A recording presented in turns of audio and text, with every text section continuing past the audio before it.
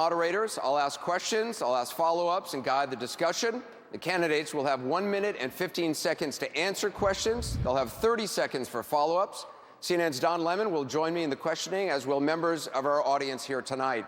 The members of our audience are Democrats and independents from Flint and elsewhere in Michigan. We've reviewed their questions just so they don't overlap. Now, we've come to Flint because this is a city in crisis, a city where, as you probably know, the tap water is toxic.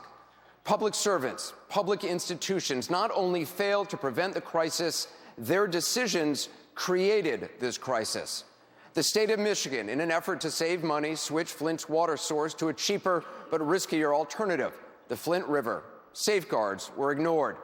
That river water corroded residential pipes, and for nearly 2 years, lead leaked into the water used in people's homes. Now, for much of that time, the state downplayed the danger, even in the face of growing complaints and physical evidence. For 100 days, the federal government knew about it, and yet, in all that time, nobody told the people of Flint. They bathed in the water, they drank it, and so did their kids. Even today, lead is still present in some of the water. Tonight, the Democratic candidates are here to answer questions about what they would do for Flint, as well as about other issues facing the country right now. Each candidate has 1 minute for an opening statement. Senator Sanders is first. We begin with him. Senator Sanders. Anderson, thank you very much. Over the last several weeks, I had the opportunity to meet with a number of residents of Flint, had a town meeting in Flint, and I have to tell you, what I heard and what I saw literally shattered me, and it was beyond belief that children in Flint, Michigan, in the United States of America in the year 2016 are being poisoned. That is clearly not what this country should be about. As Anderson indicated, there's a lot of blame to go around. And one of the points that I have made is that I believe the governor of this state should understand that his dereliction of duty was irresponsible. He should resign.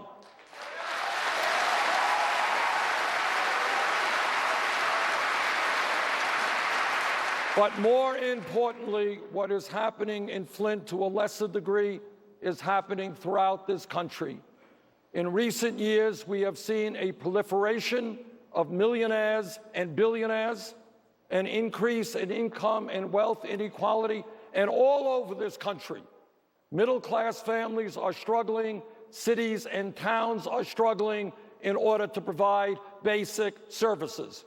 Among many other things, we need to rebuild our crumbling infrastructure, our water systems, our wastewater plants, our roads, and our bridges. The wealthiest country in the history of the world has got to get its priorities right, take care of the people. No more tax breaks for billionaires. Thank you, Senator.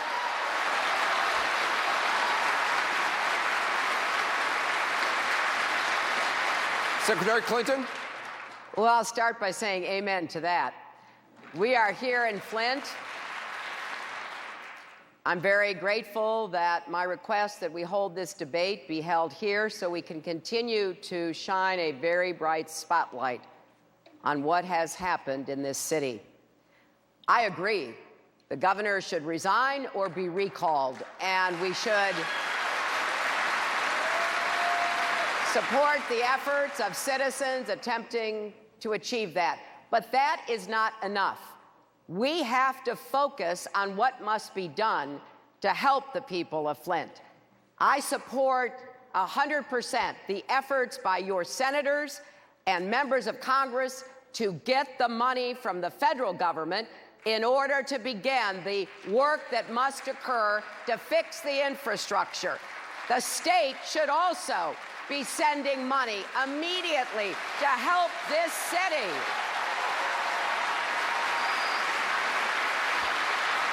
I know the state of Michigan has a rainy day fund for emergencies. What is more important than the health and well-being of the people, particularly children? It is raining lead in Flint, and the state is derelict in not coming forward with the money that is required.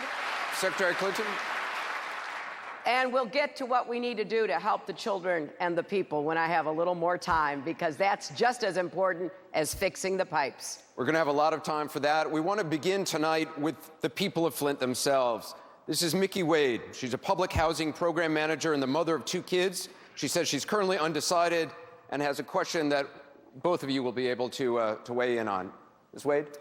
The water has impacted our lives in such a way that living comfortably in our home isn't the same anymore.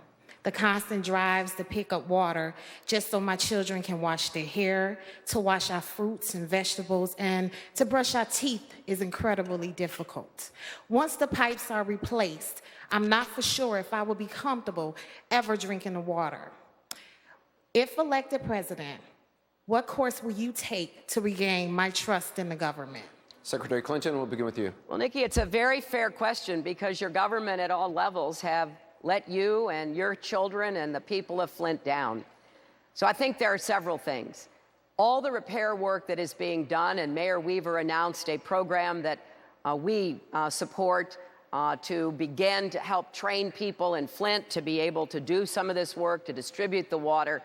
Everything that is done has to be triple checked to regain your trust, and to hold those who are responsible for fixing the pipes and delivering the clean water, which, as you said, you bathe in it, you drink it, you wash food in it, you do everything with it. Every one of us should have to just run through in our minds how we use water every single day to understand the pressures and the real pain that families are going through. So I will make sure, as president, that I double and triple check. I will work with elected officials who I trust, like your mayor, like your senators, like your member of Congress, so that we can assure you that when it's fixed, you can trust it. You deserve nothing less. Secretary Clinton, let me follow up with you on that. The people here, they still can't drink the water in their own homes, as you well know. They can't bathe their kids in the water here, and they are desperate for accountability and specifics. As president, can you give any specific about what you could do if you were president right now that would make Ms. Wade's life better and life better for people here? Well, I support what President Obama is doing. He called for and got accountability from officials at the EPA, who should have done more to make sure the state was doing its job. He has expanded Medicaid to begin the process of helping kids, particularly, get the health care they need. He's also ordered that there be a Head Start program. I support that. When it comes to the water itself, we are supporting a program that Mayor Weaver announced today, Flint Water Works, to actually pay people in Flint, not outsiders, people here, to deliver the water while we're fixing the pipes. And I would do even more of that. As president, you know, what we were able to put together was a beginning. As president, I would concentrate resources on this city for economic development, for more jobs, as we fix the water and provide the health and education interventions that children need. Senator Sanders, for Ms. Wade, specific. What is going on is a disgrace beyond belief. As President of the United States, this is what I would do. Is if local government does not have the resources, if state government, for whatever reason, refuses to act, children in America should not be poisoned. Federal government comes in, federal government acts.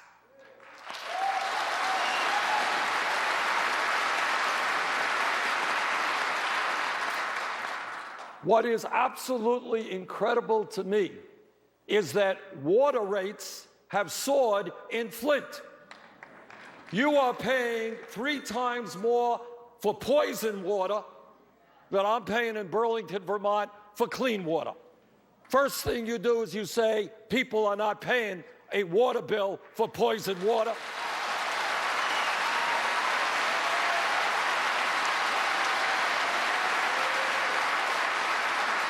And that is retroactive. Second of all, to ease anxiety, CDC has got to come in here and examine every child and adult in this community in terms of the amount of lead they may have.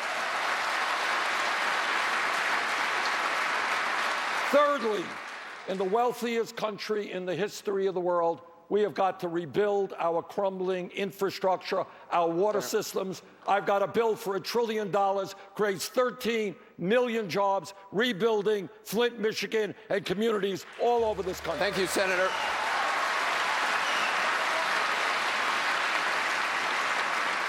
We're going to have more on infrastructure shortly, but I want to follow up with you. This crisis in Flint, as you know, as everybody in this room knows, was created by the government.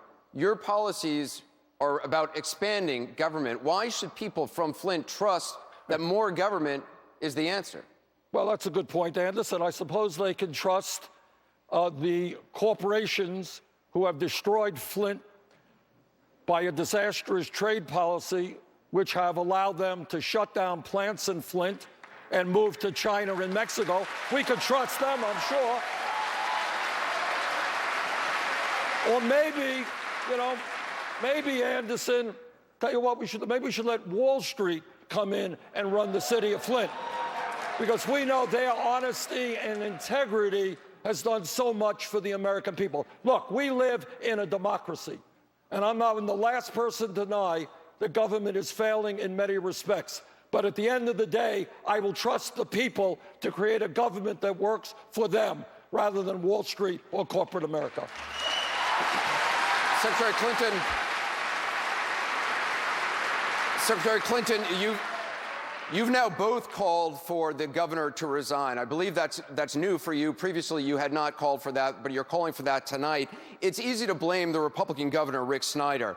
But the federal government also dropped the ball here. According to Section 1414 of the Safe Drinking Water Act, the EPA has to step in and take action when a state is informed about water problems and doesn't do anything for 30 days, as the state here didn't do. The EPA knew for months and months, never warned the people of Flint not to drink the water. As president, would you fire the head of the EPA?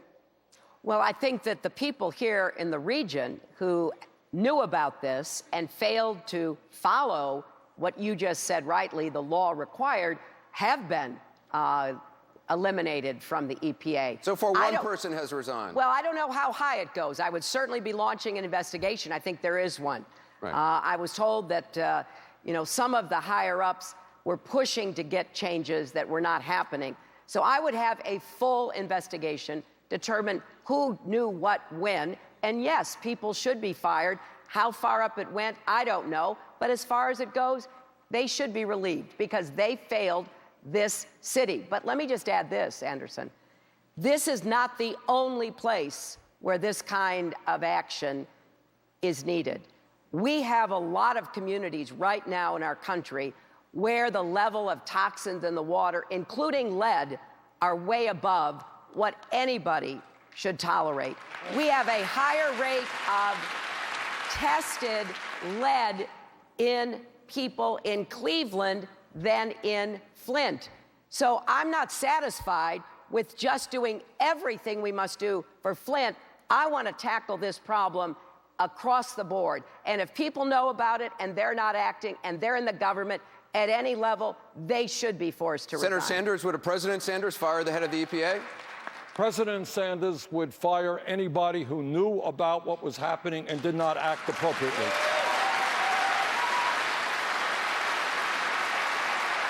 And President Sanders would make the point that how does it happen in the wealthiest country in the history of the world? What are our priorities when, among others, Republicans today are fighting for hundreds of billions of dollars in tax breaks for the wealthiest people?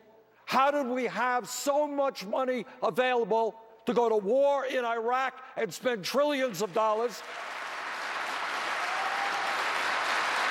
but somehow not have enough money, not just for Flint? Secretary is right.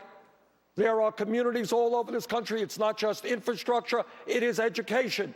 Detroit's public school system is collapsing. Thank you, Senator. Anderson, the bottom line is, and what my campaign is changing our national priorities. We need a government that works for all of us, Thank you, not Senator. just wealthy campaign contributors. I want to go to Leanne Walters. This is Leanne Walters. She was one of the first people to report problems with the water in Flint. One of her twin boys stopped growing. Her daughter lost her hair.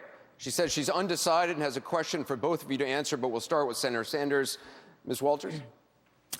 After my family, the city of Flint, and the children in D.C. were poisoned by lead, will you make a personal promise to me right now that as president in your first 100 days in office, you will make it a requirement that all public water systems must remove all lead service lines throughout the entire United States and notification made to the citizens that have said service lines? I will make a personal promise to you that the EPA and the EPA director that I appoint will make sure that every water system in the United States of America is tested and that the people of those communities know the quality of the water that they're drinking, and that we are going to have a plan to rebuild water systems in this country that are unsafe for drinking. Let me just point out, for accuracy's sake, there are 10 million lead service pipes delivering water to people all across this country tonight. Secretary Clinton?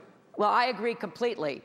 I want to go further, though. I want us to have an absolute commitment to getting rid of lead wherever it is, because it's not only in water systems, it's also in soil, and it's in lead paint that is found mostly in older homes. That's why 500,000 children today have lead in their bodies. So I want to do exactly what you said. We will commit to a priority to change the water systems, and we will commit within 5 years to remove lead from everywhere. We were making progress on this in the 1990s. I worked with then Senator Obama to get more money, more support, to do more to remove lead. Thank you. That has, unfortunately, been, in many ways, moved to a lower priority. I will elevate it, and I will do everything I can. Water, soil, and paint. Thank you. We're going to get rid of it. Thank you, Secretary. I want to go to my colleague, Don Lemon.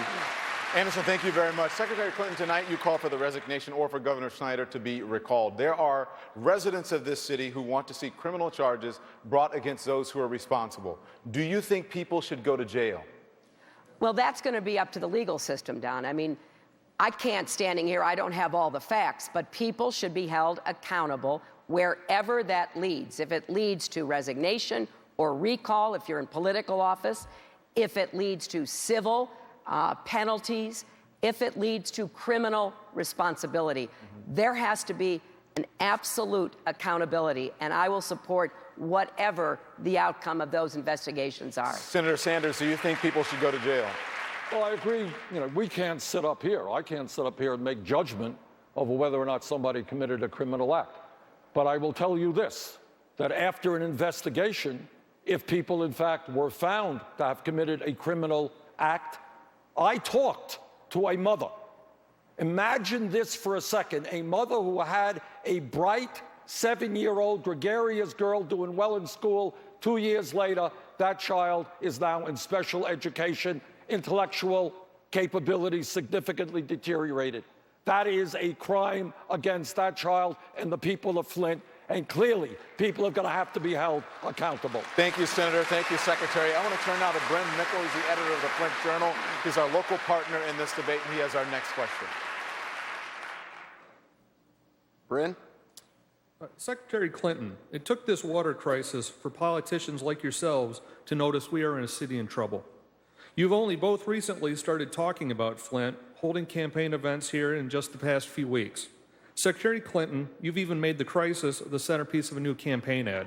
Why should the people of Flint believe that you aren't just using this crisis to score political points? Well, I think because throughout my public career, I have been evening the odds for people in every way that I could. I started out with the Children's Defense Fund. I worked throughout my time as a young lawyer, as a person, an activist, certainly in Arkansas, then in the White House, to try to fix problems wherever I saw them. And this problem is one that is particularly outrageous and painful at the same time. So when I heard about it, I immediately sent people here to find out what was going on. It was almost unbelievable. We have this problem in other places, but we don't say that it was actually caused by decisions made by public officials in positions of authority, as this one was. Then when I talked to the mayor, I basically said, What can I do to help? Then when I came here and I met with some of the mothers and met their children and heard their stories, I'm just determined to do whatever I can. So I have put together resources from the private and philanthropic communities to help provide a bridge, because you've got to get the federal money, you've got to get the state money, but I'm going to do everything I can, and I will be with Flint all the way through this crisis in whatever capacity I am. And if I'm president, it will always be a priority for action from me. And, Bryn has a follow-up. Senator Sanders, what about you? Your first visit to Flint as a presidential candidate was just over a week ago. That's almost 5 months after the people here were told to stop drinking the water. What took you so long? Well, first of all, it's not quite accurate. I was here longer before that. And I'll tell you what I did. What I did is meet very quietly in Detroit with parents and others who were impacted by this disaster. And the second thing that I did is hold a town meeting, which was as non-political as I could make it, for hundreds of people to tell me and the world through the media exactly what was happening here in Flint.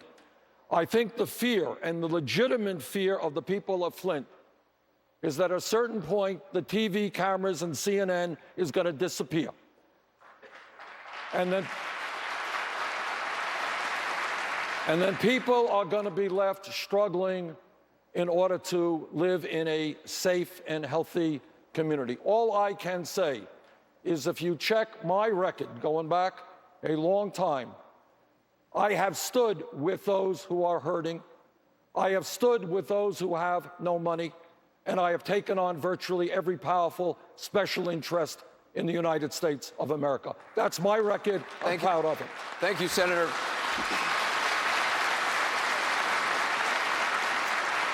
This city is also facing a jobs crisis. 75% of Flint's manufacturing jobs have been lost in the last 25 years. In about the same amount of time, Michigan has lost 230,000 manufacturing jobs. I want to go to Tanisha Martin. She grew up here in Flint, but she now works in Detroit at the Shinola Watch Factory, which, as you know, is often held up as the blueprint for how to save American industry jobs. She says she's leaning towards Secretary Clinton, and she has a question for her. A lot of members of my family worked in the auto industry here in Flint. That's ultimately what I wanted to do once I got out of school, but unfortunately, I was unable to get any one of the big three. And that's why I now reside at Shinola. If you're elected president, what are you going to do to convince factories to keep the jobs here in the United States instead of sending them overseas to other countries? Secretary Clinton? I'm going to do what I think will work, which is both carrots and sticks.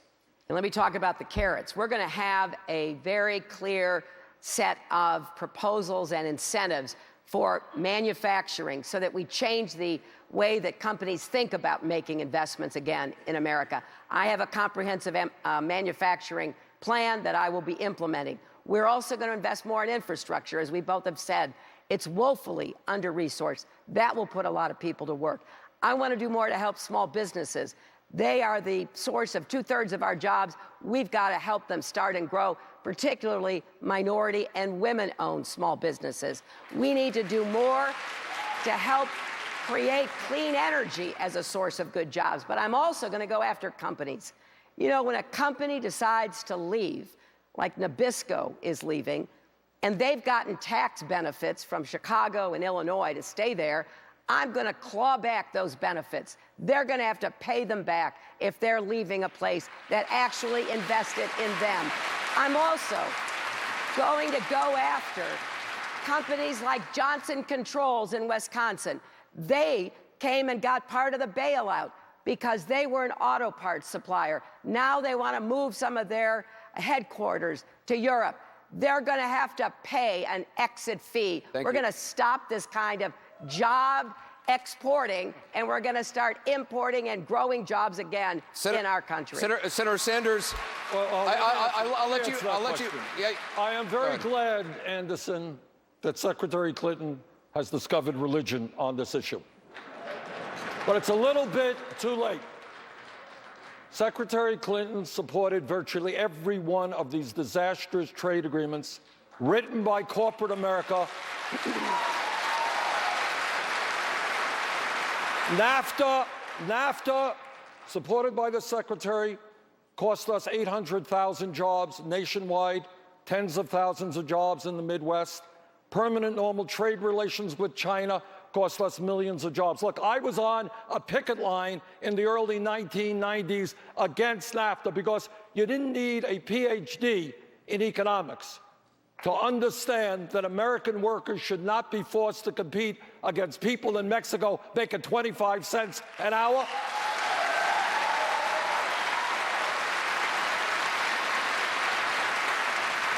And the reason that I was one of the first, not one of the last, to be in opposition to the TPP is that American workers should not be forced to compete against people in Vietnam today making a minimum wage of 65 cents an hour. Look, what we have got to do is tell corporate America that they cannot continue to shut down. We've lost 60,000 factories since 2001.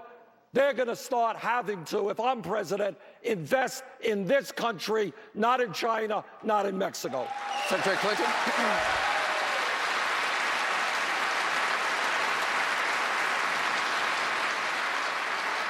Well, I'll tell you something else that Senator Sanders was against.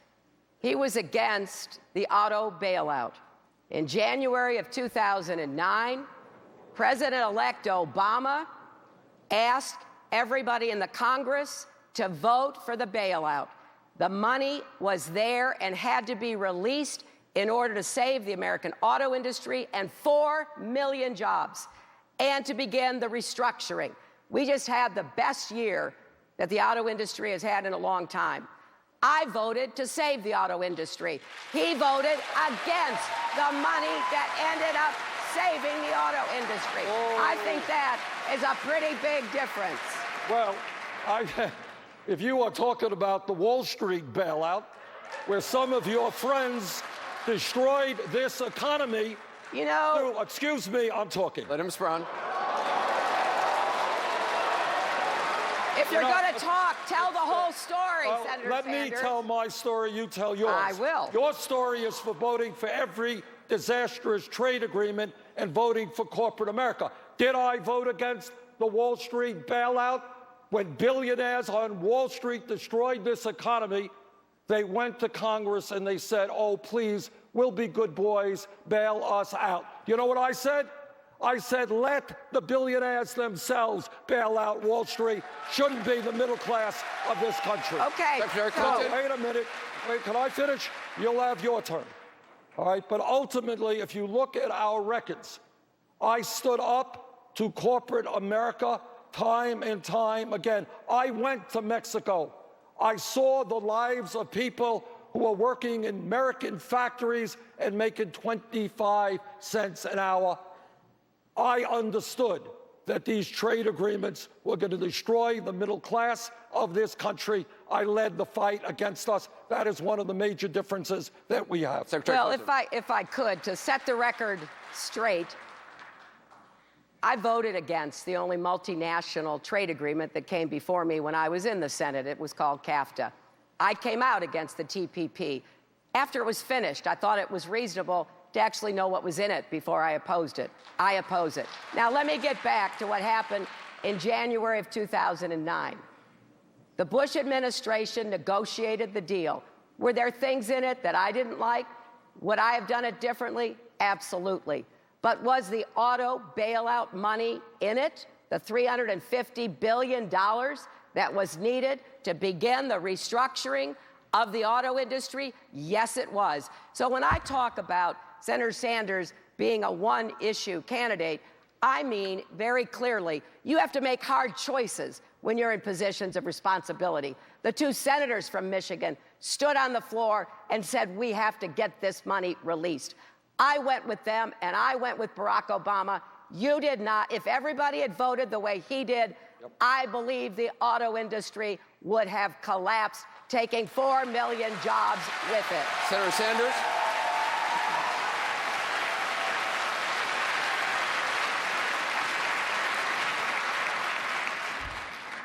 I believe that the recklessness, the greed, and the illegal behavior of Wall Street drove this country into the worst economic downturn in the history of the modern history of the United States of America.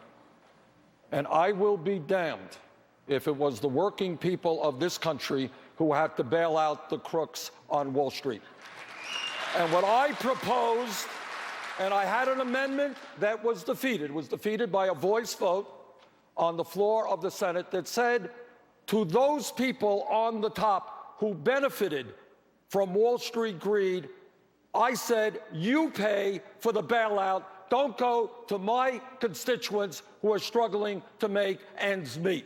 In terms of the auto bailout, of course that made sense. In terms of the stimulus package, of course that made sense, and I strongly supported President Obama's position on that.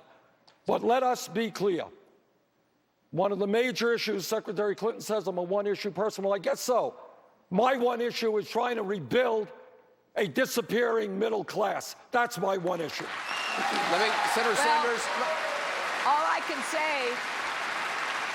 I can say is that given the terrible pressures that the auto industry was under, and that the middle class of this state and Ohio and Indiana and Illinois and Wisconsin and Missouri and other places in the Midwest were facing, I think it was the right decision to heed what President-elect Obama asked us to do.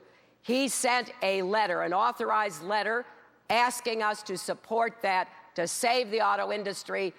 Yeah, were there things in it that you and I would not have necessarily wanted? That's true. But when it came down to it, you were either for saving the auto industry or you were against it. I voted to save the auto industry, and I am very glad that I did. Let me just say this while we're on Wall Street. One of us has a super PAC. One of us has raised $15 million from Wall Street for that super PAC. One of us has given speeches on Wall Street for hundreds of thousands of dollars. Now, I kind of think if you get paid a couple of $100,000 for a speech, must be a great speech. I think we should release it and let the American people see what that transcript was. And I have said, and I will say again, I'll be happy to release anything I have as long as everybody else does too. Because what really is behind that question, Republicans and Democrats, is whether I can stand up to Wall Street. Well, let's have some facts instead of some rhetoric for a change. I went to Wall Street when I was a United States Senator. I told them that they were wrecking the economy. I asked for a moratorium on foreclosures. I asked that we do more to try to prevent what I worried was going to happen. I also called for closing loopholes, including the carried interest loophole. I also called for changes in CEO pay. I have a record. And you know what? If you were going to be in some way distrusted or dismissed about whether you can take on Wall Street if you ever took money, President Obama took more money from Wall Street in the 2008 campaign than anybody ever had. And when it came time to stand up to Wall Street, he passed and signed the toughest regulation since the Great Depression. Senator Sanders, let me just follow up with you. You'll be able to follow up. Senator Sanders, just yesterday, in fact, you said, I believe it was yesterday, you said not only her speech must have been a fantastic speech, it must have been a Shakespearean speech for that amount of money. Is her answer enough for you that she'll release it when all the Republicans and Democrats release it? Everybody else to release it. Well, I'm your Democratic opponent. I release it. Here it is. There ain't nothing. I don't give speeches to Wall Street for hundreds of thousands of dollars. You got it. Second of all, when we talk about being tough on Wall Street, and this really galls me and the American people. Recently, Goldman Sachs, among many other major financial institutions on Wall Street, as you know, reached a settlement with the federal government for $5 billion because they were selling worthless packages of subprime mortgages. $5 billion settlement. You know how many people, executives on Wall Street, have gone to jail? If you're a kid caught with marijuana in Michigan, you get a police record. If you're an executive on Wall Street that destroys the American economy, pay a $5 billion fine, no police record. If I'm elected president, we're going to bring justice back to a broken criminal justice system. Secretary Clinton? Well, I think we are in vigorous agreement on this. I have said repeatedly, no bank is too big to fail, no executive too powerful to jail, and I have said that I would use the tools in the Dodd-Frank regulations that if any bank posed a systemic risk to the economy, they would be broken up, because we now have tools, laws that we didn't have before. And I am very happy we did, because there does need to be accountability, including criminal accountability if it is called for. Senator Sanders, I just want to show the audience, you sent a tweet. I want to return to trade. You sent a tweet on Thursday. This is the tweet. I'm showing it to the viewers. It said, "The people of Detroit know the real costs of Hillary Clinton's free trade policies." It shows pictures of crumbling buildings. It seems like you're blaming her for the situation in Detroit. I am blaming the trade policies. You know, this is an amazing thing, which I didn't know until recently. And I wonder how many people did know this. But you're calling them Hillary Clinton's free trade policies. Well, Hillary Clinton and everybody else who supported these disastrous trade policies, she wasn't alone. We had many, many Republicans and far too many Democrats who supported these disastrous trade policies. Do you know that in 1960, Detroit, Michigan was one of the wealthiest cities in America? Flint, Michigan was a prosperous city. But then what happened is corporate America said, why do I want to pay somebody in Michigan a living wage when I could pay slave wages in Mexico or China? We're going to shut down, we're going to move abroad, we're going to bring those products back into this country. Those trade policies, as much as any other set of policies, has resulted in the shrinking of the American middle class. And I'll tell you what else it did. It's not only job loss by the millions, it is the race to the bottom, so that new jobs in manufacturing, in some cases today, pay 50% less than they did 20 years ago. How stupid is that trade policy? Well, Secretary Clinton.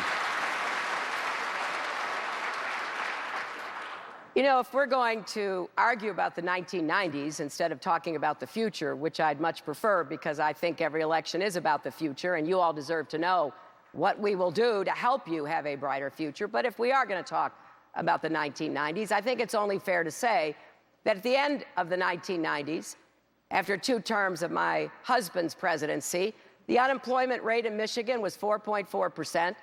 There had been a net increase of 54,000 manufacturing jobs. There had been a net increase of 653,000 jobs overall. And one of the ways jobs were brought to and grown here in Michigan was through something called the Export-Import Bank, which helped a lot of businesses, particularly small businesses, be able to export around the world. Senator Sanders opposes that. I think we're in a race for exports. I think China, Germany, everybody else supports their businesses. Here in Michigan, there's been $11 billion in recent years used to support exports, primarily from small businesses. I favor that. He's opposed it.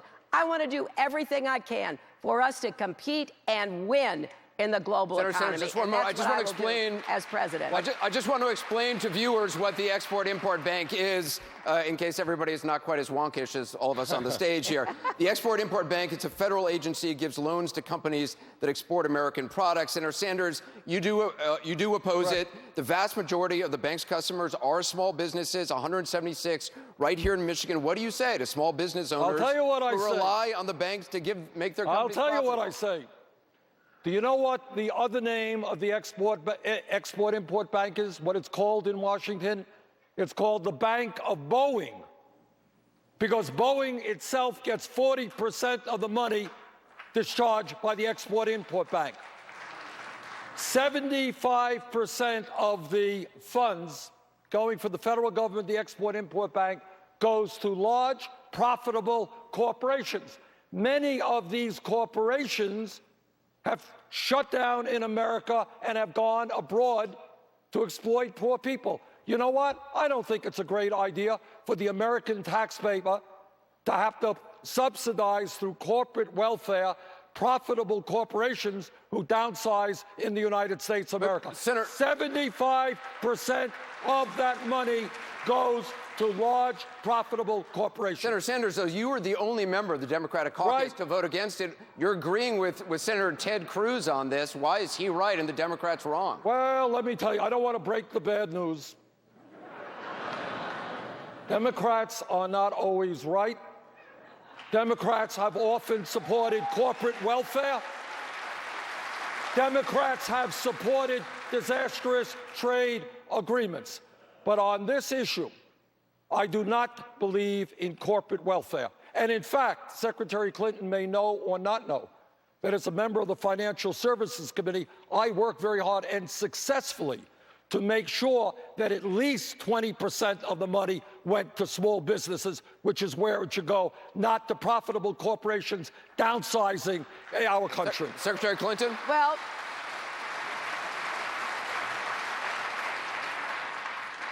when I traveled around the world on your behalf as Secretary of State, went to 112 countries, one thing I saw everywhere was how European countries, Asian countries were supporting their companies back in their countries to be able to make sales and contracts in a lot of the rest of the world. In fact, without the Export-Import Bank supporting businesses of all sizes, I believe more jobs would be lost here at home. More jobs literally would be exported. Instead of exporting products, we would be exporting jobs. I just believe that Senator Sanders, he took that lonely position because most of us who saw the results, I saw it as a senator from New York. Your senators saw it here in Michigan. They can give you the names of the 240 companies in Michigan that have been helped. There's a company in Livonia that is being helped. There's companies all over this state. And I know if we're going to compete and win in the global economy, we can't let every other country support their companies and we take a hands-off approach. I'm going to let you respond. I'm going to let you respond, but I just want to push back on this. Senator Sanders is correct. The majority of this money from this bank does go to Boeing, goes to companies like Caterpillar. Do they really need this money? I'll tell you what, Anderson. After I investigated it, I concluded that they did, and here's why. There are two big plane manufacturers in the world. There's Airbus and there's Boeing. Airbus does everything it can to get contracts to sell planes everywhere in the world.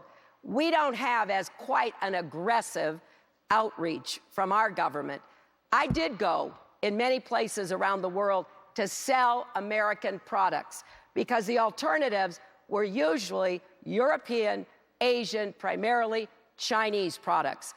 That, to me, was an unacceptable concession. So, yes, Boeing and other big companies get support just like their competitors do from the companies that they are from in the countries that provide the support. Thank you. Thank you, Senator Sanders. Isn't it tragic that these large multinational corporations making billions of dollars a year, shutting down in America, going to China, going to Mexico. Oh, absolutely, they need a handout from the American middle class. I don't think so.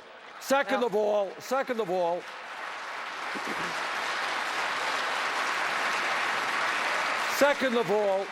Secretary Clinton has traveled the world. She's been to Europe, and let's talk about Europe versus the United States. I am sure that when you were in Europe, in France, and Germany, and the UK, and all of the other countries, you noticed something.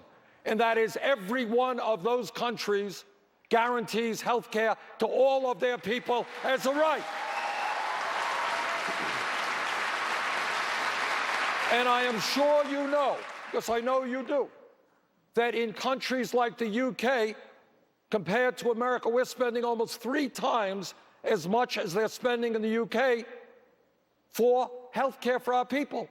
We're spending 50% more than the French. So when we talk about Europe and their pluses and minuses, Thank you, sir. One thing they have done well that we should emulate and that is guaranteed health care for all people through a Medicare for all Thank you, Senator program. Sanders. Secretary Clinton, 30 seconds, and I have to take a break, so 30 seconds if you can. And we are on the path to doing that. Thanks to President Obama and the Affordable Care Act, we have 90% coverage. We are lacking 10%.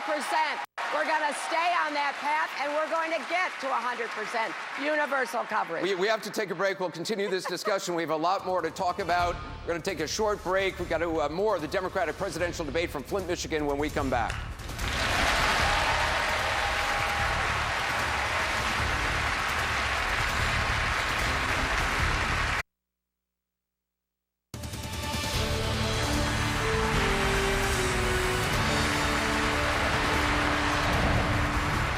Welcome back to the CNN Democratic presidential debate live here in Flint, Michigan. We want to continue the discussion now. I want to turn to the subject of crime.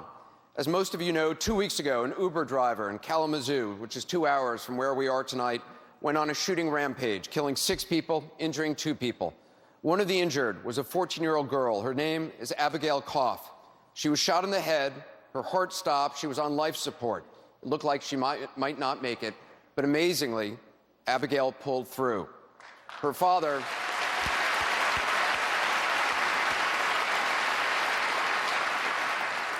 Gene Koff, is here tonight. And I know, Gene, you have a question, but before you ask your question, I just want to ask, how is Abigail doing tonight? She's now laughing and giggling, but she has a long road of physical recovery. That's great.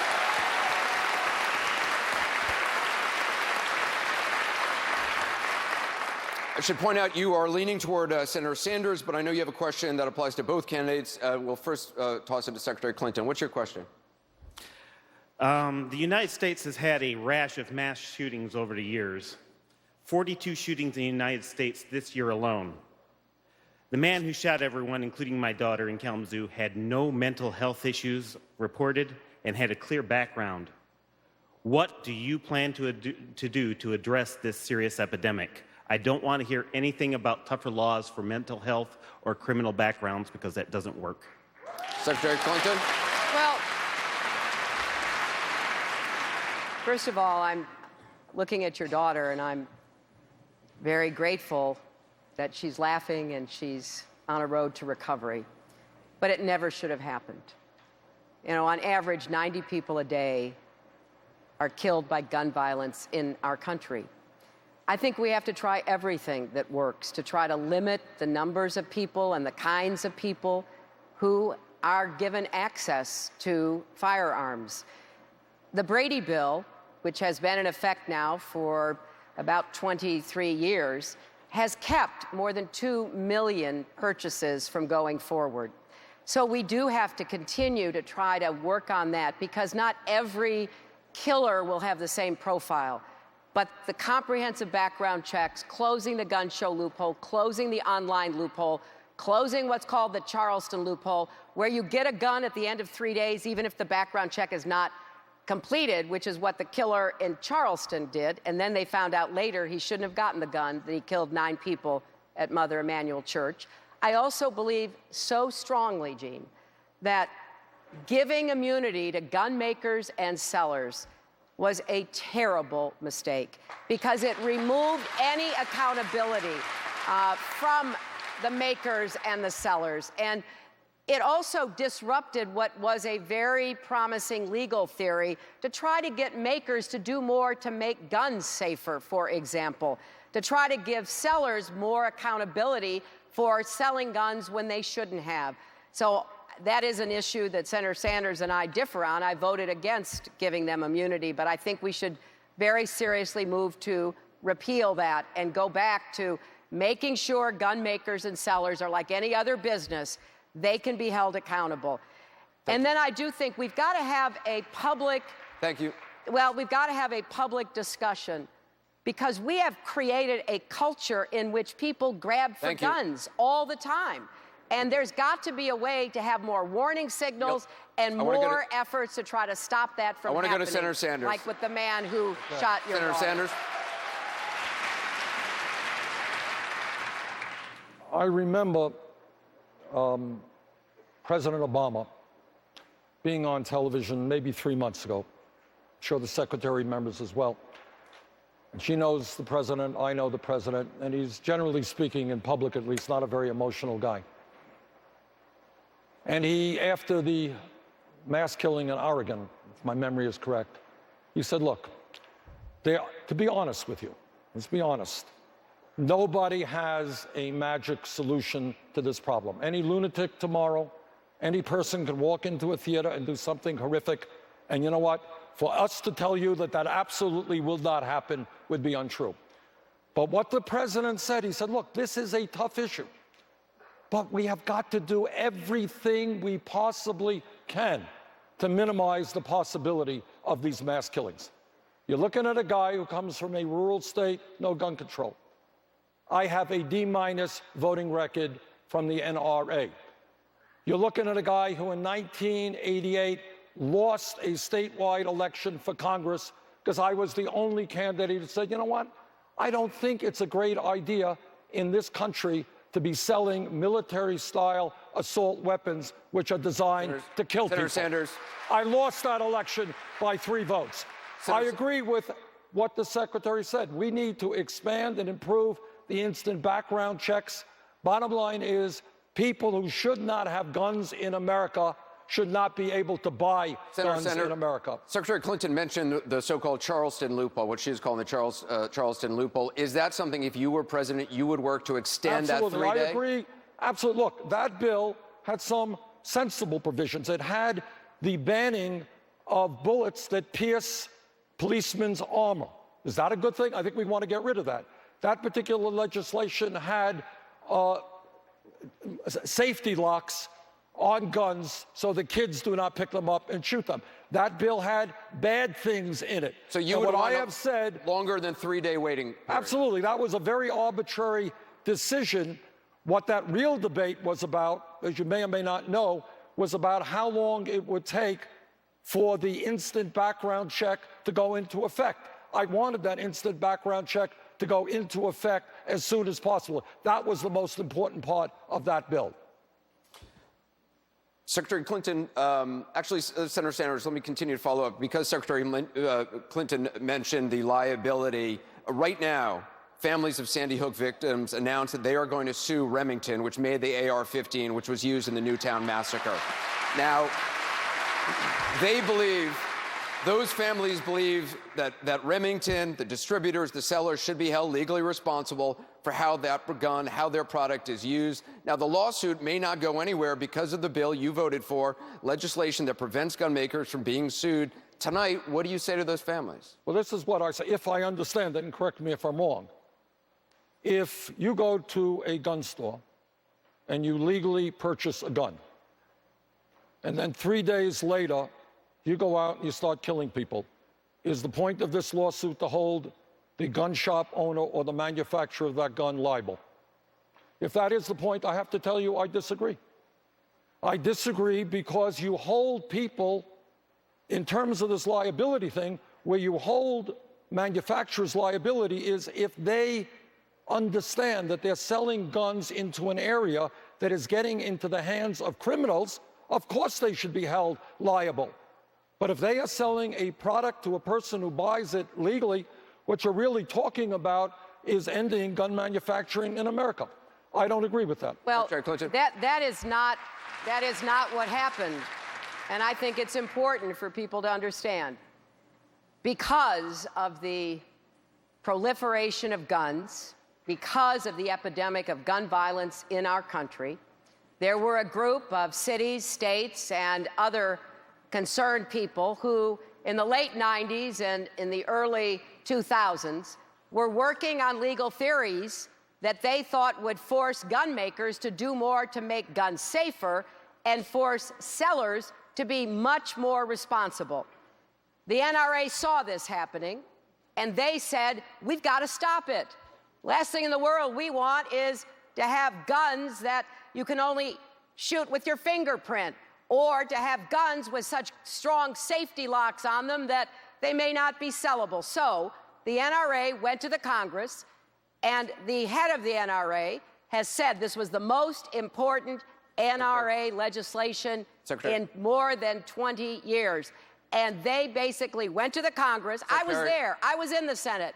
and they said, give us absolute immunity. You're over No other industry in America has absolute immunity, and they sell products all the time that cause harm, and they're held responsible. Senator Sanders. As I understand, as I understand it, what you're really talking about is not what Secretary Clinton is responding to. As I understand it, and maybe I'm wrong on this, but what you were essentially saying, what people are saying, is that if somebody who is crazy or a criminal or a horrible person goes around shooting people, the manufacturer of that gun should be held liable.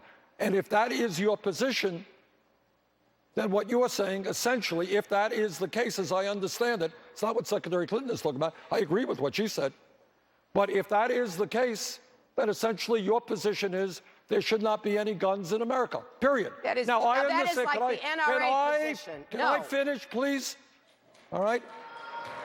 And there are people who hold that view, and that's fine if you hold it. I think what you do is you hold those people who have used the gun accountable. You try to make guns as safe as possible, but I would disagree on that. We're going to move on. Don? Well, Anderson, I just want to finish because I know some of the parents from Sandy Hook. I want people in this audience to think about what it must feel like to send off your first grader, little backpack maybe on his or her back, and then the next thing you hear is that somebody has come to that school using an automatic weapon, an AR-15, and murdered those children. Now, they are trying to prevent that from happening to any other family. And the best way to do that is to go right at the people who you talk about corporate greed. The gun manufacturers sell guns to make as much money as they can make. Senator Sanders. You know, I think it is a little bit...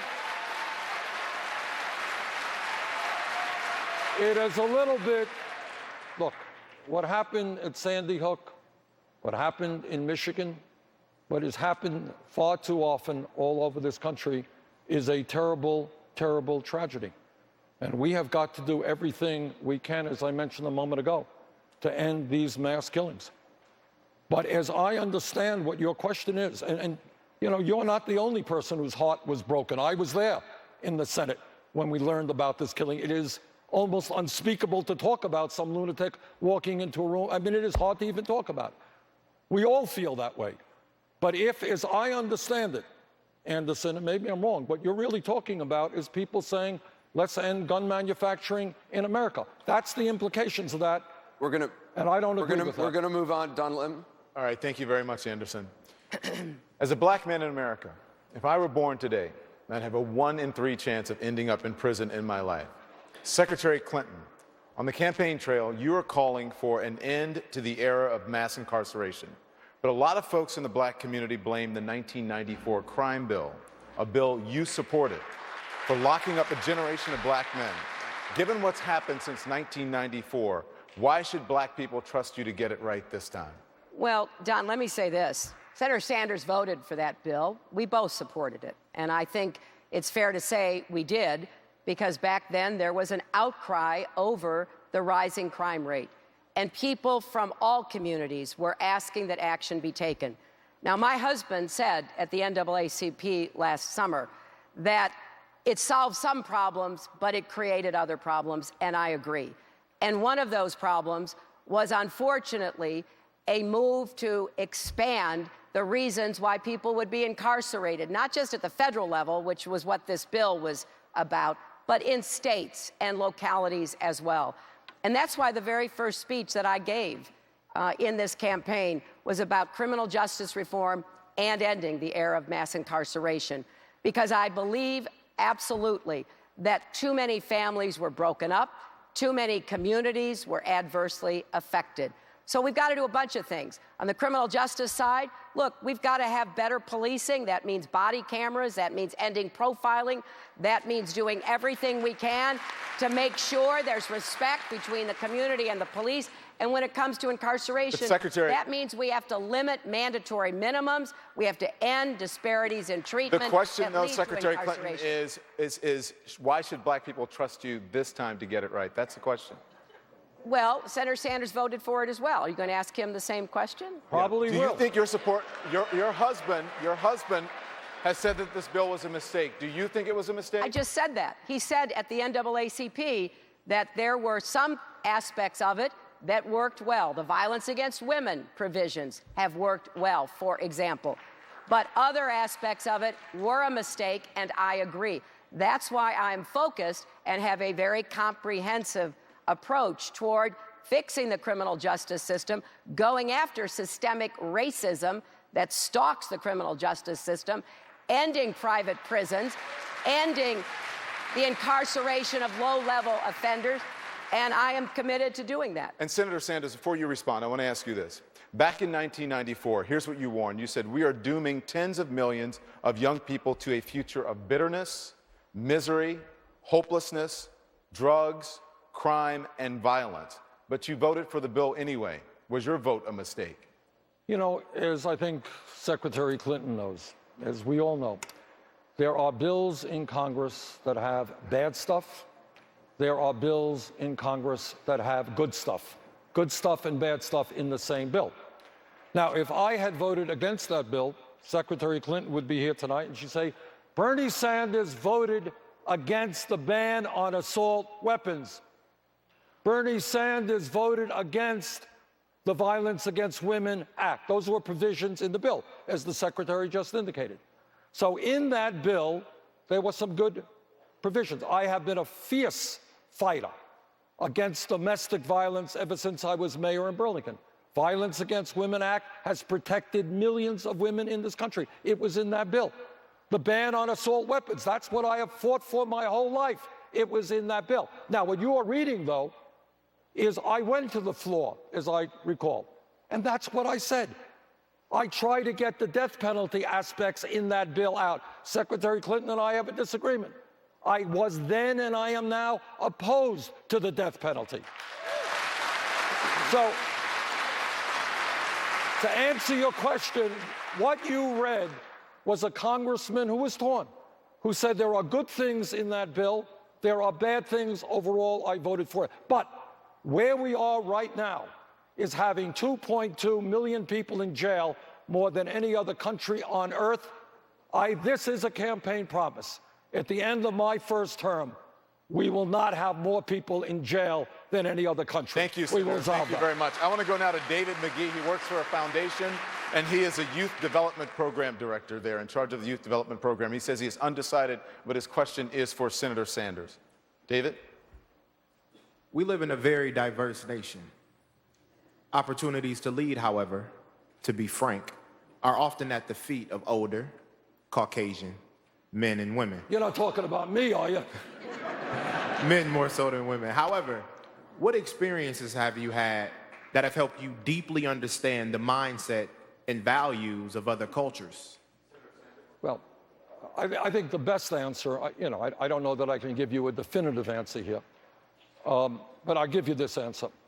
When I was a young man at the University of Chicago, I worked with fellow black and white students trying to desegregate University of Chicago-owned housing.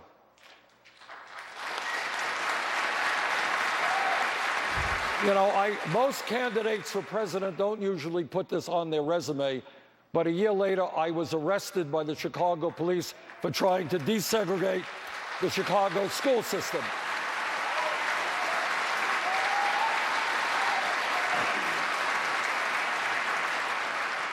In 1963, and a very important day for me, I went to the March on Washington led by Dr. King for jobs and freedom. And Dr. King has been an important inspiration for me. In this campaign, if you go to BernieSanders.com and read our position on criminal justice, it is, I believe, the strongest position of any candidate. And what it says, among many other things, when 51% of African-American kids today are unemployed or underemployed, you know what we're going to do? We're going to provide education and jobs for those kids, not jails and incarceration. In a speech about policing, the FBI director, James Comey, borrowed a phrase from the Broadway show Avenue Q, saying, "Everyone is a little bit racist, So on a personal front, what racial blind spots do you have? Well, let me go answer Mr. McGee's question, because I think it's a very profound one. I think the most important thing that happened to me was a combination of my church and my youth minister when I was a teenager insisting that we go into inner city Chicago, because I lived in a suburb, and have exchanges with kids in Black and Hispanic churches. It was also important for me to be a babysitter for the children of migrant workers and to learn more about their lives, and to go hear Dr. King speak in Chicago when I was about 14 years old. That got me thinking about what I needed to do to try to fulfill my faith. And when I was in law school, I had the opportunity to meet a visionary woman named Marian Wright Edelman, who had worked with Dr. King, who was the first African-American woman to pass the Mississippi bar. And I asked her for a job. She said she didn't have any money. I was working my way through law school. She said if I could get a job, get myself paid, she'd give me a job. So I got a Law Student Civil Rights Research Council grant. The first thing she did was send me to South Carolina to investigate juveniles being put into adult jails. The second thing she did was to send me to Alabama to investigate segregated academies. So from that moment until today, I am so grateful for my experiences as a very young woman, driven by my church, and my experiences working for the Children's Defense Fund, which have given me at least some insight and certainly have lit a fire inside me to do everything I can to address systemic racism. Thank you, Secretary Clinton. I want to ask both of you this question over again. I appreciate. Oh, I'm sorry. Go ahead. No. I appreciate you responding to David McGee's question, but I want to ask you this, both of you, again. In a speech about policing, the FBI Director James Comey borrowed a phrase from the Broadway show Avenue Q, saying, "Everyone is a little bit racist." So on a personal front, what racial blind spots do you have? Secretary, you first. Well, John, if I could, I think being a white person in the United States of America, I know that I've never had the experience that so many of the people in this audience have had. And I think it's incumbent upon me, and what I've been trying to talk about during this campaign, is to urge white people to think about what it is like to have the talk with your kids, scared that your sons or daughters even could get in trouble for no good reason whatsoever, like Sandra Bland, and end up dead in a jail in Texas. And I have spent a lot of time with the mothers of African-American children who have lost them, Trayvon Martin's mother. And I've gotten to know them, I've listened to them, and it has been incredibly humbling, because I can't pretend to have the experience that you have had and others have had. But I will do everything that I possibly can to not only do the best to understand and to empathize, but to tear down the barriers of systemic racism that are in the criminal justice system, in the employment system, in the education and healthcare system. That is what I will try to do, to deal with what I know is the racism that still stalks our country. Senator Sanders, on a personal front, what racial blind spots do you have? Let me just very briefly tell you a story. When I was in one of my first years in Congress, I went to a meeting downtown in Washington, D.C., and I went there with another congressman, an African-American congressman. And then we kind of separated during the meeting, and then I saw him out later on, and he was sitting there waiting, and I said, well, let's go out and I'm going to get a cab. How come you didn't go out and get a cab? And he said, no, I don't get cabs in Washington, D.C. This is about 20 years ago. Because he was humiliated by the fact that cab drivers would go past him because he was black. I couldn't believe, you just sit there and you say, this man did not take a cab 20 years ago in Washington, D.C. Tell you another story. I was with some young people active in the Black Lives Matter movement. Young lady comes up to me and she says, you don't understand what police do in certain black communities. You don't understand the degree to which we are terrorized. And I'm not just talking about the horrible shootings that we have seen which have got to end, and we've got to hold police officers accountable. I'm just talking about everyday activities where police officers are bullying people. So to answer your question, I would say, and I think it's similar to what the secretary said, when you're white, you don't know what it's like to be living in a ghetto. You don't know what it's like to be poor. You don't know what it's like to be hassled when you walk down the street or you get dragged out of a car. And I believe that as a nation in the year 2016, we must be firm in making it clear. We will end institutional racism and reform a broken criminal justice system. Thank you, Senator Sanders. Senator Sanders, a CNN poll found that 64% of Americans felt like race relations got worse over the last decade. You have said race relations would absolutely be better under Sanders' presidency.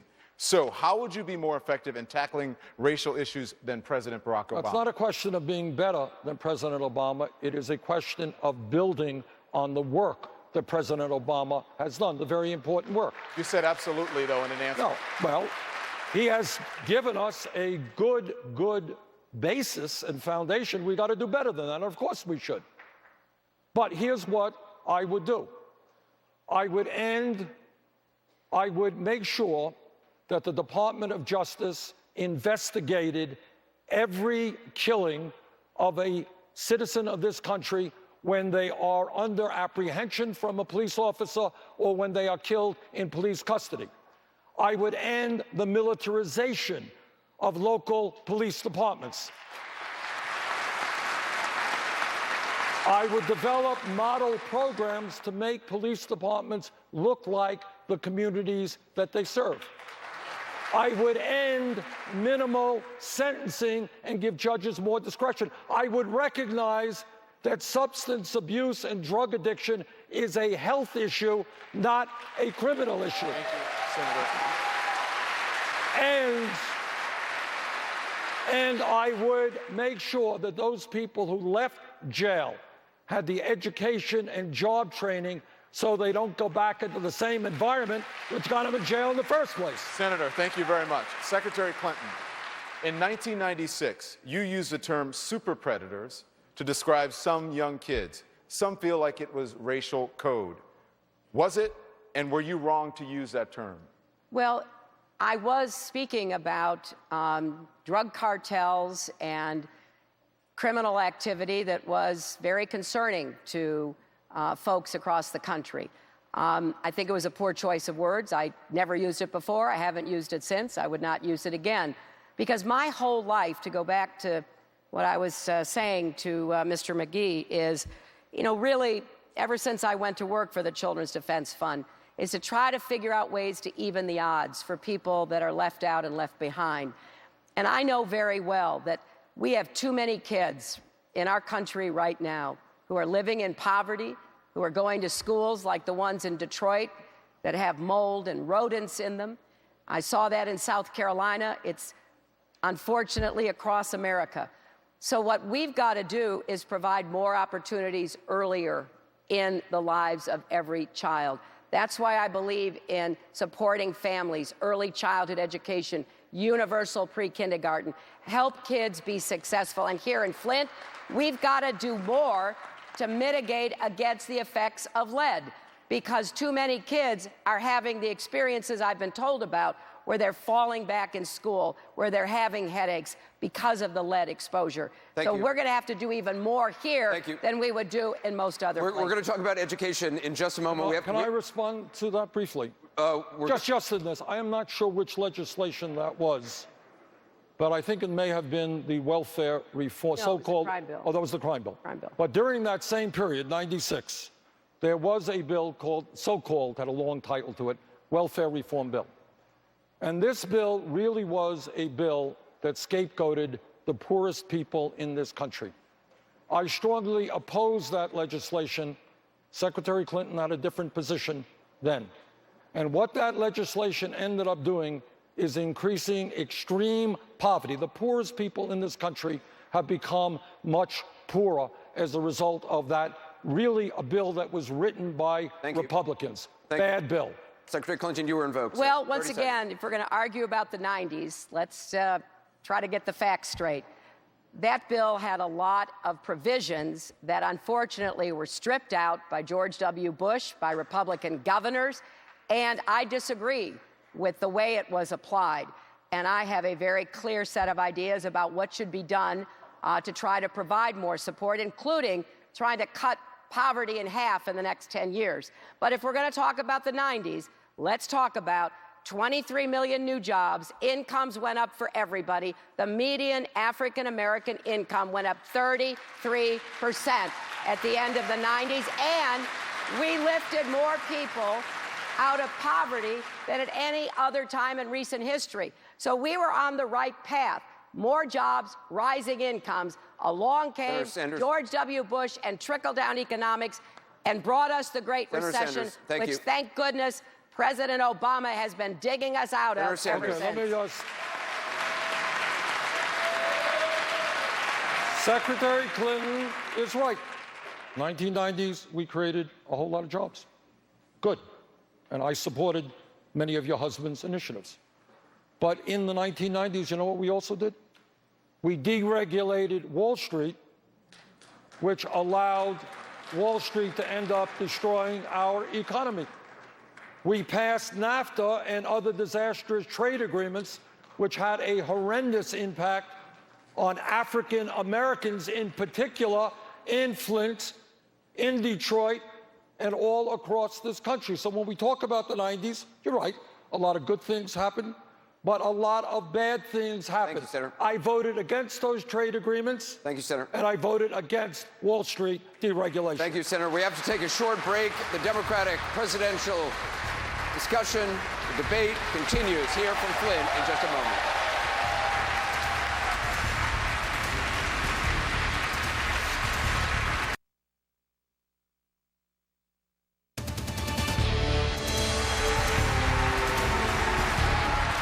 Welcome back. Welcome back to the CNN Democratic presidential debate here live in Flint, Michigan. Let's move on to the subject of education. In nearby Detroit, the public schools have become a national symbol of neglect and failure. That school system is $3.5 billion in debt. Officials say they could run out of money by April. I want to bring in Shaniqua Kemp. She's right here. Ms. Kemp, her 14-year-old daughter, Imani, is a student in Detroit. Shaniqua is one of 10 parents suing Detroit public schools, not for money, she says, but to improve conditions. She says she's currently leaning towards Senator Sanders. Her question will go to both of you, but we'll start with Senator Sanders. Ms. Kemp? Thank you. Speaking of opportunities for success, in Detroit, schools open and close with no accountability to or transparency to the communities that they service. Not only that, in our schools, as you stated, we have issues with rats, mold, no working water fountains, not to mention non-certified teachers, lack of accountability around transportation, special education, and so much more. With that said, our students can no longer suffer due to lack of these things or having these dilapidated issues take place. So my question is, who's going to step up? Who's going to ensure that the policies and procedures are put in place that will ensure and bring forth a successful future for our students? Because my daughter cannot wait 8 more years for success to take place at your hands, at the leaders' hands. Senator Sanders, let's start with you. Well, thank you very much for not being resigned to that horrendous situation, but being prepared to stand up and fight back. That's what we need all over this country. Thank you.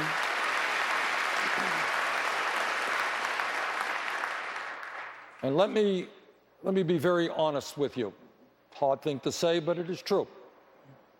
A great nation is judged not by how many millionaires and billionaires it has, but by how it treats the most vulnerable amongst us. And that is the children, and that is the elderly. And do you know what? We should be ashamed of how we treat our kids and our senior citizens. Thank you. We have a Republican leadership in Congress now fighting for hundreds of billions of dollars in tax breaks for the top 0.2%, but somehow we can't come up with the money to fix Detroit's crumbling public school system. Somehow we cannot make sure that Detroit has qualified and good teachers. Somehow we can't make sure that there are summer programs for your children and after-school programs for your children. Somehow we cannot do what other countries around the world do, is provide quality child care and pre-K. We have got to change our national priorities. No more tax breaks for billionaires and large corporations. We are going to invest in our children and have the best public school system in the world. Senator Sanders, before we go to Secretary Clinton, Senator Sanders, let me just follow up with you. As president, you have to decide where to spend your political capital. There's a lot of things you want to do. Where does fixing Ms. Kemp's daughter's school and other schools, where does that lay in your list of things to do? Not only do we have a crumbling school system in Detroit and in many other areas, we have, and everybody in this room should be embarrassed by this, we have the highest rate of childhood poverty of almost any major country on earth. That is a disgrace. So when you ask me about my priorities are that no, we're not going to give tax breaks to the wealthy. We're going to ask them to start paying their fair share of taxes so we can raise the money to make sure that every child in this country, in Detroit, in Vermont, gets the quality education that he or she deserves. Secretary Clinton.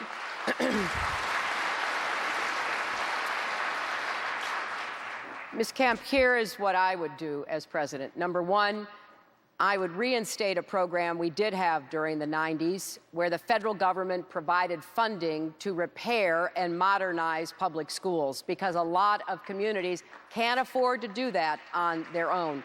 Secondly, I would use every legal means at my disposal to try to force the governor and the state to return the schools to the people of Detroit, to end the emergency management, which I believe if you look at the data, the situation has only gotten worse with these emergency managers that have put the system further in debt.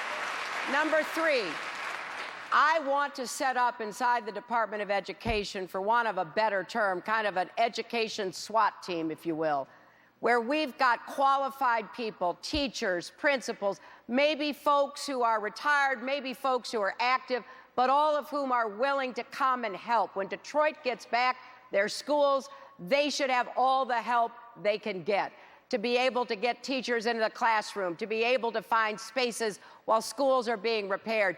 And I also would look at how we could, through the federal government, support more teachers, because we're going to have a teacher shortage in some of the hardest to teach districts, including Detroit. Let me just follow up with the Secretary, then I'll come back to you, Senator Sanders. You've been endorsed, Secretary Clinton, by two of the biggest teachers' unions. There's an awful lot of great teachers in this country. It's an incredibly difficult job, one of the most difficult jobs there is.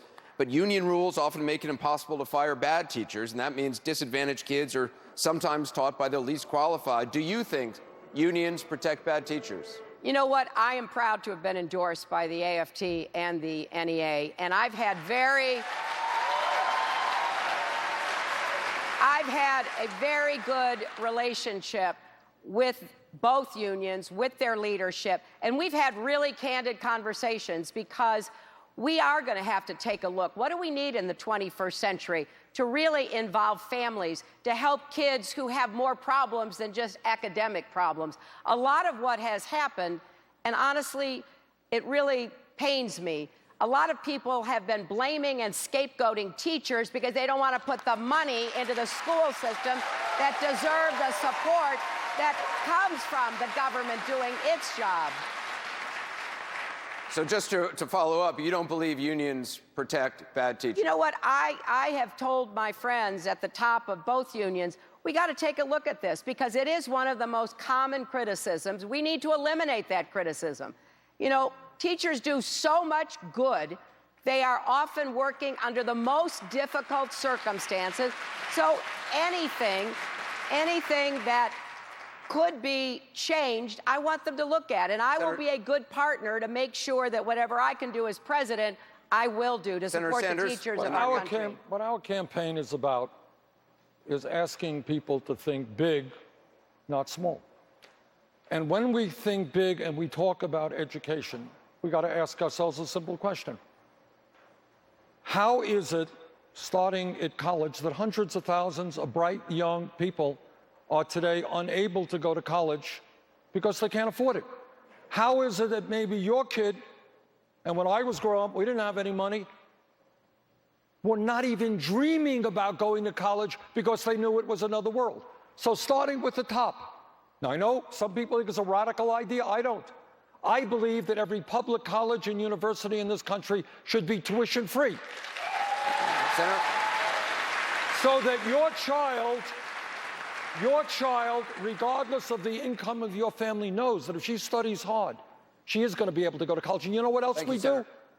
We invest in child care.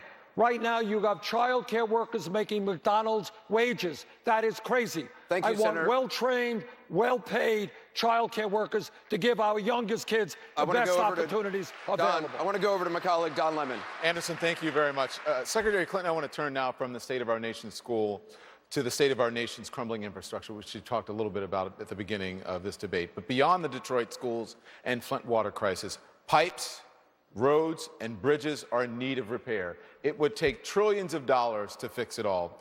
Senator Sanders has proposed a $1 trillion plan, but yours is only a quarter of that. Is your plan big enough to fix the crumbling infrastructure in this country? Well, there's no doubt we have an enormous backlog of infrastructure repairs. Here's what I do. The Congress finally got around to passing the highway transportation bill, which should never have been partisan. It turned into being one partisan argument. I want to go further. I want to put $250 billion additional on top of what Congress has done. That gets us to $500 million. I want to start a national infrastructure bank. I want to capitalize it with $25 billion that I believe will leverage 10 times that. That's another $250 billion. So I'm trying to do this in a way that will gain support and be affordable, but there's no doubt we have to do more on our roads, our bridges, our tunnels, our ports, our airports, and as we talked about in the beginning here, under our ground, our water systems, our sewer systems.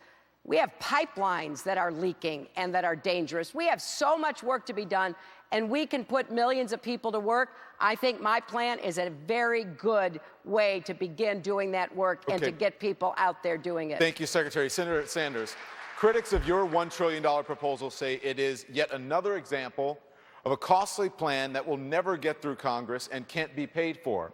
The best infrastructure deal is what the Secretary just mentioned. The deal President Obama could negotiate with Republicans was a $305 billion highway bill. If he couldn't do more, how can you? Well, let's begin by discussing the problem. As you've indicated, the American Society of Civil Engineers say we need trillions of dollars just to bring up our infrastructure to deal with water systems like Flint, just to bring them up to decent levels. We have suggested a $1 trillion investment. Now, you know how we're going to pay for that? I'll tell you how we're going to pay for that. Right now, this country is losing $100 billion every single year because profitable corporations are stashing their profits in the Cayman Islands, Bermuda, and in other tax havens. And in some cases, not paying 5 cents in federal income tax. I will eliminate that outrageous loophole, and we will raise $1 trillion. And by the way, not only do we rebuild our crumbling infrastructure, $1 trillion over 5 years creates 13 million decent-paying jobs. Thank you, Senator Sanders. The issue of climate change has been a major talking point for both of you. I wanted to bring in Sarah Belair. She's a student at the University of Michigan at Dearborn who says she's currently undecided. Ms. Belair has a question on fracking, which for viewers is a process of oil and gas drilling that's led to a significant increase in American energy production and jobs, but also raises serious environmental concerns. Sarah, your question's for Secretary Clinton, but you'll both be able to weigh in. Sarah? Fracking can lead to environmental pollution, including, but not limited to, the contamination of a water supply. Do you support fracking? Secretary Clinton. You know, I don't support it when any locality or any state is against it, number one.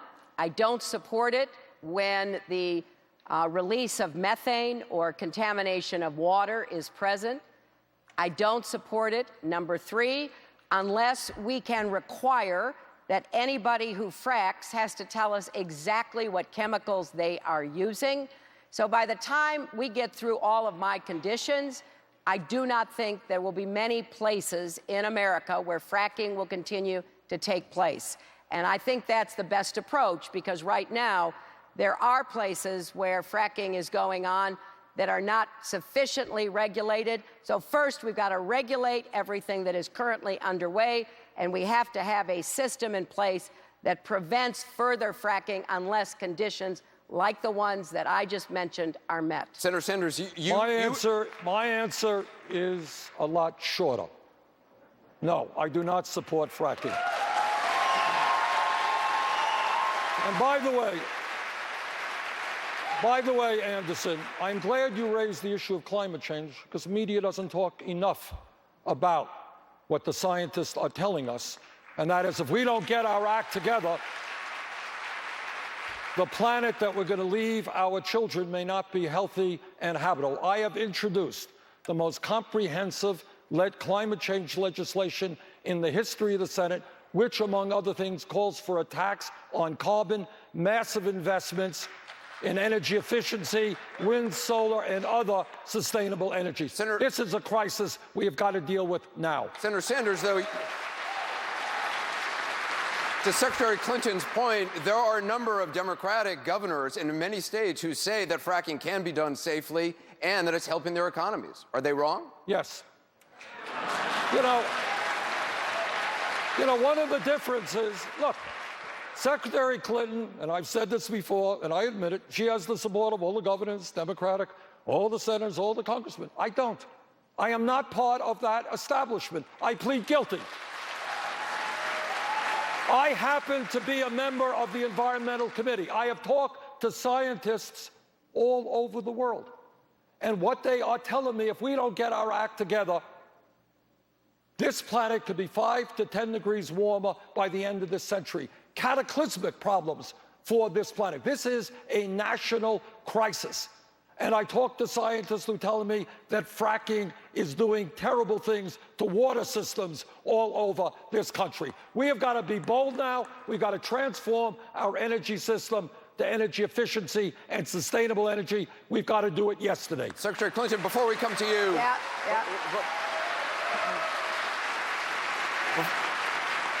Secretary Clinton's going to be able to respond, but Senator Sanders, you've been very tough lately. Last week, you said this about Secretary Clinton, quote, "Just as I believe you can't take on Wall Street while taking their money, I don't believe you can take on climate change effectively while taking money from those who would profit off the destruction of the planet." Are you suggesting that she's in the pocket of the fossil fuel industry? No, what I am suggesting is that we have a corrupt campaign finance system. And instead of standing up to that finance system,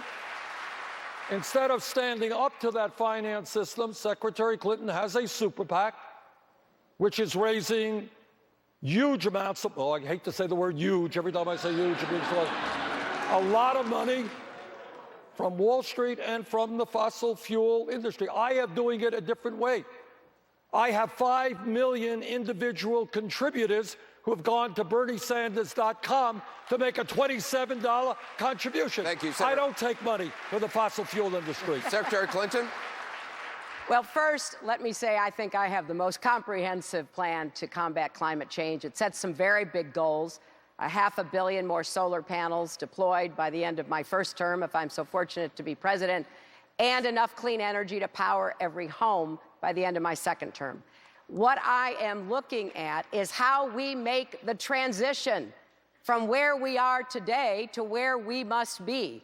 I worked with President Obama during the 4 years I was Secretary of State to begin to put pressure on China and India and other countries to join with us, to have a global agreement, which we finally got in Paris. So I am committed to and focused on how we make that transition. I've already said we're taking away the subsidies for oil and gas.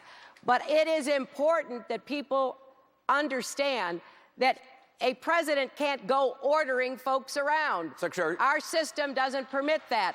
I'm going to set the goals. I will push everybody as hard as I can Secretary. to achieve those goals. Just before we will make progress on clean, renewable energy Secretary. and create millions of jobs through that. Senator Sanders on the campaign trail, Senator Sanders often refers to a fundraiser in January that was hosted by executives from a firm that's invested significantly in domestic fracking. Do you have any comment on that? I don't have any comment. I don't know that. I don't believe that there's any reason to be concerned about it. I admire what Senator Sanders has accomplished in his campaign. I have more than 850,000 donors. Most of them give less than $100. I'm very proud of that. And I just want to make one point. You know, we have our differences, and we get into vigorous debate about issues.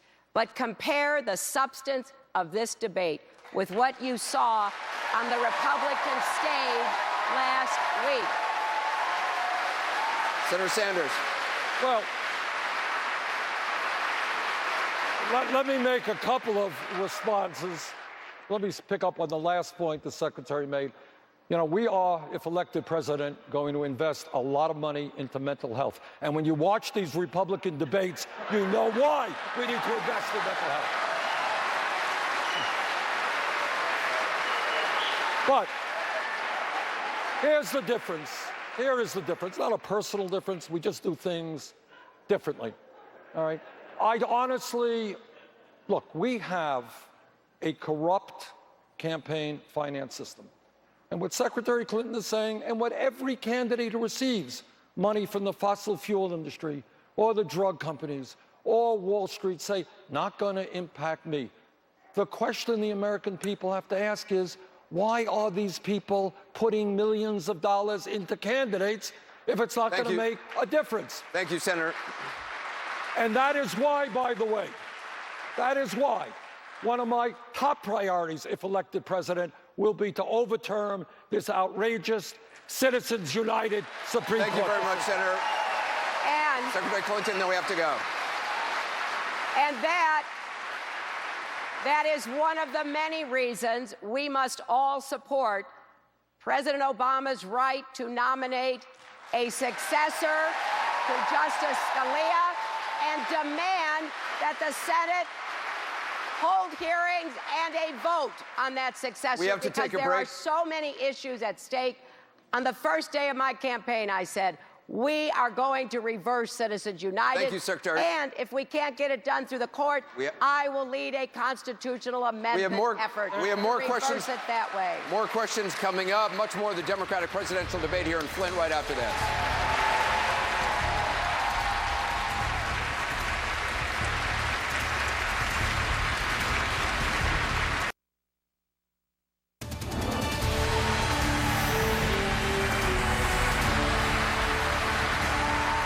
Welcome back to the CNN Democratic presidential debate. Thanks very much for joining us.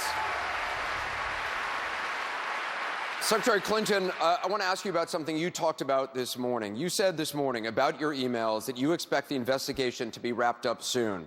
The Republican frontrunner, Donald Trump, says he's going to talk about your emails every single day if he's the nominee and out on the campaign trail.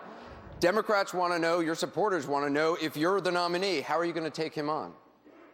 Well, let me start by saying that the last time I checked, as of last night, Donald Trump had received 3.6 million votes, which is a good number.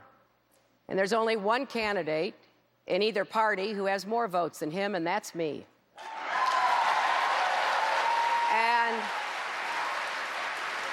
I am building a broad, diverse coalition across our country. I am very excited by the support we're receiving. And I have said, and I will repeat here, I think that Donald Trump's bigotry, his bullying, his bluster, are not going to wear well on the American people. And so I will look forward to engaging him because, you know, I don't think we need to make America great again. America didn't stop being great. We have to make it whole again. We have to knock down the barriers. We have to end the divisiveness. We have to unify the country. And if I'm fortunate enough to be the nominee, that's exactly what I will do. Senator Sanders, I want to ask you basically the same question. He's called you a communist. How are you going to... That was one of the nice things that he said about me.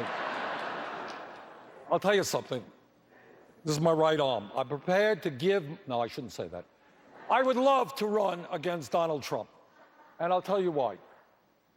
For a start, what almost, not all, but almost every poll has shown is that Sanders versus Trump does a lot better than Clinton versus Trump. Right here in Michigan, there was a poll done, I think yesterday or today, had me beating Trump in Michigan by 22 points. Secretary Clinton beat him as well, but not by so much.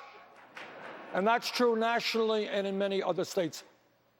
And the other reason I think we can beat Trump is that our campaign is generating an enormous amount of excitement. Just in the last 2 days, we have won the caucuses in Maine. We won that tonight with a very large turnout. We won Nebraska. We won Kansas. In Kansas, it was the biggest turnout in their caucus history.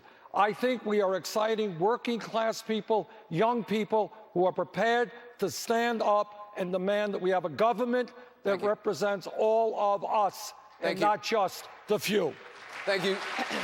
I want to, we have a question from Denise Gaddis. She grew up here in Flint, Michigan. She says she's undecided on a candidate. She's got a question actually, she's got two questions. First one is for Senator Sanders, then she'll ask another question to Secretary Clinton. Denise? Thank you. Senator Sanders, do you believe that God is relevant? Why or why not? Well, I think, well, the answer is yes. And I think when we talk about God, whether it is Christianity or Judaism or Islam or Buddhism, what we are talking about is what all religions hold dear, and that is to do unto others as you would like them to do unto you. I am here tonight, and I'm running for president. I'm a United States Senator from my great state of Vermont, because I believe that.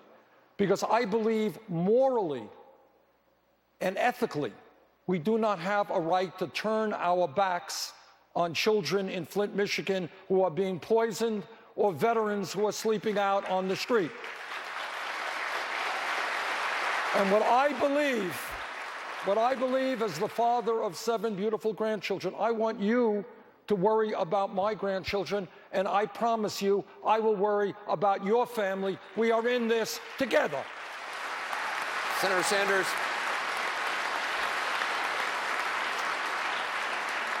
Let me just follow up. Just this weekend, there was an article I read in the Detroit News saying that you keep your Judaism in the background, and that's disappointing some Jewish leaders. Is that intentional? No. I am very proud to be Jewish, and being Jewish is so much of what I am. Look, my father's family was wiped out by Hitler in the Holocaust.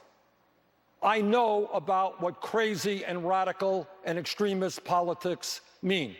I learned that lesson as a tiny, tiny child when my mother would take me shopping and we would see people working in stores who had numbers on their arms because they were in Hitler's concentration camp.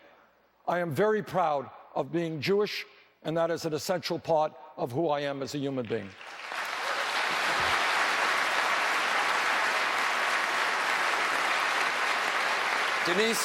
Denise has a question for Secretary Clinton. Denise? Yes.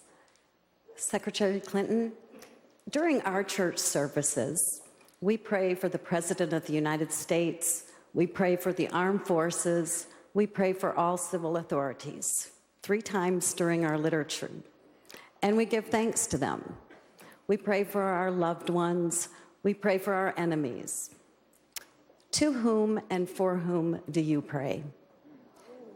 Well, I have been several times in your services and have joined in those prayers and have also been privileged to lead them in some settings. I pray very specifically for people whom I know by name, people who either have gone through or are experiencing difficult times, illness, divorce, death, disappointment, all of the life experiences that confront most of us. I pray for the will of God to be known so that we can know it and, to the best of our limited ability, try to follow it and fulfill it. I have said many times that, I am a praying person, and if I hadn't been, during the time I was in the White House, I would have become one, because it's very hard to imagine living under that kind of pressure without being able to fall back on prayer and on my faith. So I do pray for people in authority. I try to think about what they're going through, even when I disagree with them, trying to find some common ground, some common understanding that perhaps can make me more empathetic. I don't always succeed, I will tell you that. So I pray on a pretty regular basis during the day because I need that strength and I need that support. And especially when you are in the position that I'm in and that Senator Sanders is in, where you are asking people to vote for you, to give you the most important job, not only in our country, but I would argue in the world. I think humility is one of the most important attributes that you bring to both that seeking and then, if you're fortunate enough, to that holding of office. And that's what I will try to do. Thank you, Secretary. It's time for closing statements. You will each have 1 minute for a closing statement. Senator Sanders, we begin with you. My father came to this country at the age of 17 without any money, never made any money. We lived in a 3.5-room rent-controlled apartment. So I learned about economics, not just in college, but in living in a family that didn't have money, that had to scrape by. We are here tonight in Flint, Michigan, because a horrendous tragedy is taking place. But it's not just in Flint, Michigan. We have 29 million people who have no health insurance. We're the only major country on earth that doesn't provide paid family and medical leave. We have school systems around America that are collapsing. And yet we are the wealthiest country in the history of the world. But most people don't know that because almost all of the new income and wealth is going to the top 1%. I believe, in all due respect to my good friend, Secretary Clinton, that it is too late for establishment politics and establishment economics. It is too late for a corrupt campaign finance system and super PACs that raise enormous amounts of money from special interests. We need in this country a political revolution where ordinary people stand up and reclaim the government that men and women fought and died for. Thank you. Thank you, Senator.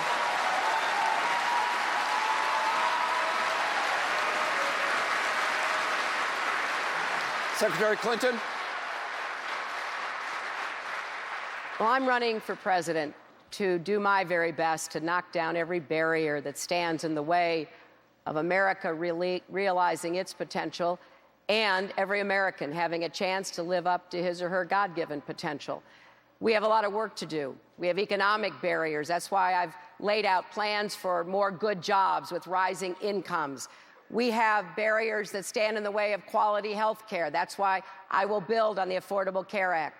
We have barriers to education. That's why I want to start early and provide debt-free tuition and deal with student debt so that it is no longer the burden that weighs down so many young Americans. And I do want to take on the barriers of systemic racism. I may not have experienced them, but I see the results every single day. So I'm asking for your support in the primary here in Michigan on Tuesday. I'm asking for it, and I will do whatever I can as the Democratic nominee to run a campaign you'll be proud of. I don't intend to get into the gutter with whoever they nominate, but instead to lift our sights, to set big goals, to make it clear that America's best days can be and are ahead of us. I want to thank both the candidates. While we've been debating tonight, CNN has learned that a labor union fund has committed $25 million in low-interest loans to help replace lead-contaminated pipes. I want to thank the candidates, the Democratic National Committee, our hosts here at the Flint Cultural Center, and most of all, the people of Flint. Just 2 days from now, it's another Super Tuesday when Michigan and 3 other states hold primaries. We'll have all-day coverage. On Wednesday, we'll simulcast the next Democratic presidential debate. It'll air on CNN in English and on Univision in Spanish. And on Thursday, CNN hosts a Republican presidential debate in Miami, the last one before the critical Florida and Ohio primaries. We'll have full analysis of tonight's debate in 1 hour. Right now, please stay tuned for the premiere of a brand new CNN original series about great American presidential races. Here is the race for the White House.